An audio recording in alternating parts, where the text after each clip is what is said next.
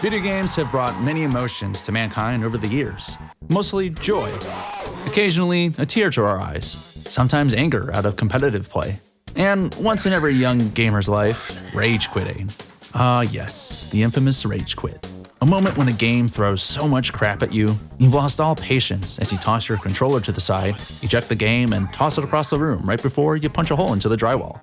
And yes, I am talking out of experience. Most rage moments, at least for me, happens when a game is just too difficult to beat. Or you go a couple dozen redos until you finally beat that level, mocking the dialogue as it replays that unskippable cutscene. It's difficult to pinpoint what could be considered the hardest game ever made. I'm sure many would choose something like Dark Souls, Zelda 2, Battletoads, Punch-Out!, heck, even something like Takeshi's Challenge. But I'm here to argue why this game, Frogger, is the hardest game.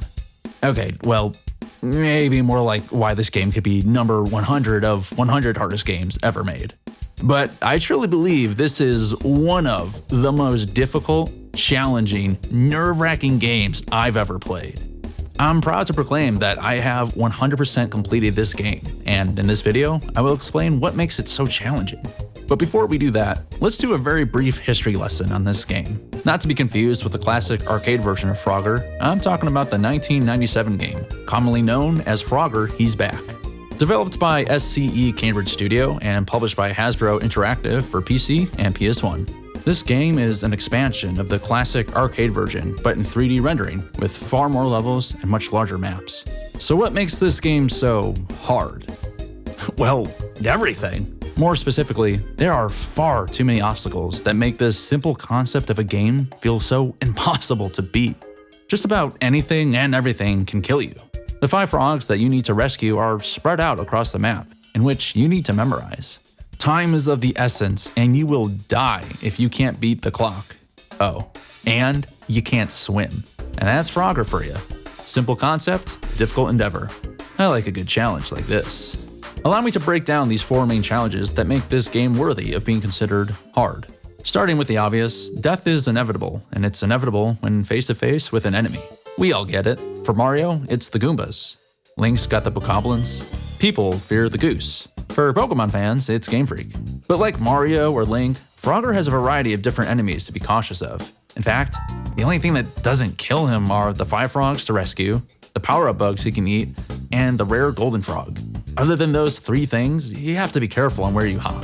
What's crazy is the enemy's speed, which increases per level. For example, the first world, Retro Zone, contains 5 levels. And while each level looks exactly the same in Retro Zone, the cars, logs, turtles, and alligators move significantly faster when you advance to a higher level. The same applies to the other 8 worlds, but in a more complex way.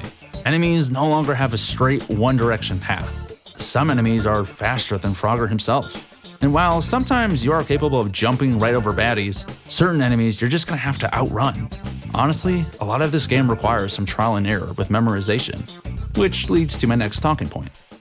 There's more than enemy patterns that require some memorization to this game. You need to be very precise on where you're hopping to avoid falling off cliffs, into lava or water, or falling out of a cloud, plummeting to your death. The first world, Retro Zone, while containing 5 levels, the map itself is always the same. That's not the case for the other worlds. Once you've memorized a level and have successfully completed it, you're off to a whole new level and faced with completely different challenges. I suppose the good news to this allows you to move on and forget about the time spent being tortured. There's nothing like completing a level only to have to do it once again. But speaking of time, here's my third talking point. That's right, you are fighting against the clock. And let me tell you, you do not have a lot of time to kill. This pretty much ties into memorizing the map. Sometimes you'll find yourself burning through a life or 2 just trying to get a feel for the map, in hopes to figure out enough to get a cleaner run afterwards. Not saying I'm complaining about this though. By no means is this considered a leisurely, relaxing game. I play this for the challenge, and trying to beat time is no easy feat. But as someone who has 100% completed this game, I must share that the bragging rights are certainly worth it, as you can see on my resume. As I mentioned earlier, there are the occasional fly power-ups that Frogger can eat, such as 1-ups and extra time. So hope isn't totally gone. Finally, we have the frustrating obstacle that is water, which, well, there really isn't more to say. I've already mentioned how water kills Frogger. Yes, you heard me correctly. This frog drowns when entering water. How ridiculous is that? I guess I get it, because video game. But it's frustrating enough to be a talking point. Also, mainly because I'd wanted to use that Mandalorian meme. Obviously, this isn't the hardest game of all time. It's probably far from deserving a title like that. But I spent 2 hours trying to complete the last level in Desert Zone, so it at least deserves to be recognized. I never felt so accomplished after that one. Definitely a proud gamer moment. But this game comes from a time when the game developers just didn't want you to win. It's quite possible their goal was actually to torture the players. Difficulty aside, this truly is a fun game with an amazing soundtrack. If challenging isn't what you're going for, I would certainly recommend playing Frogger 2: Swampy's Revenge. I'd love to do a part 2 video and go over the sequel, for it's pretty different from Frogger He's Back. But what do you guys think about my claim? Am I nuts? Any Frogger fans out there?